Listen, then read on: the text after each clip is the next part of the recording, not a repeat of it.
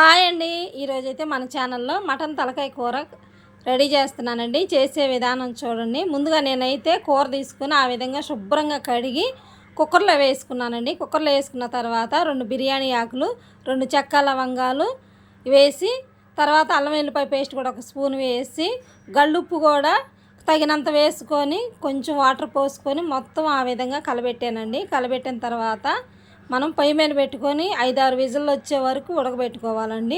కుక్కర్లో వేసుకొని ఉడకబెట్టుకుంటే ఏంటంటే చక్కగా కూర రెడీ అయిపోద్దండి. తర్వాత నేను మిక్సీ జార్ తీసుకొని జీడిపప్పు, ఎండు కొబ్బరి, టమాటాలు వేసి అవి మెత్తగా పేస్ట్ పట్టుకోవాలండి.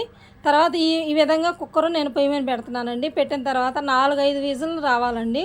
చక్కగా కూర రెడీ అయిపోద్ది. అది పక్కన పెట్టేసుకొని తర్వాత పొయ్యి మీద కళాయి పెట్టుకొని తగినంత ఆయిల్ పోసుకొని ఉల్లిపాయలు 1 కప్పు వేసానండి. గోల్డెన్ కలర్ వచ్చే వరకు ఉల్లిపాయలని ఫ్రై చేయాలి. ఫ్రై చేసిన తర్వాత అల్లం వెల్లిపాయ పేస్ట్ 1 స్పూన్ వేసుకొని పచ్చి స్మెల్ పోయే వరకు ఫ్రై చేసుకోవాలండి.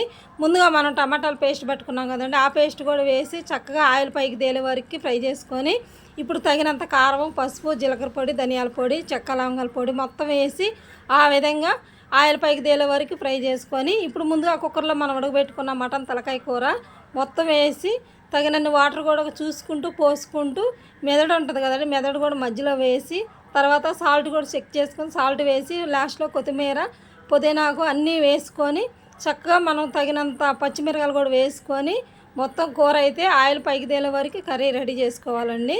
లాస్ట్లో కొత్తిమీర కూడా ఆ విధంగా వేస్తున్నానండి. వేసినాక చక్కగా 2 నిమిషాలు మళ్ళీ పొయ్యి మీద పెట్టుకుంటే మనకి చక్కగా మటన్ తలకాయ కూర రెడీ అయిపోద్దండి. చాలా అంటే చాలా బాగుంటుందండి ఈ కూర. ఈ విధంగా నేనైతే మా ఇంట్లో ఈ విధంగా చేస్తానండి.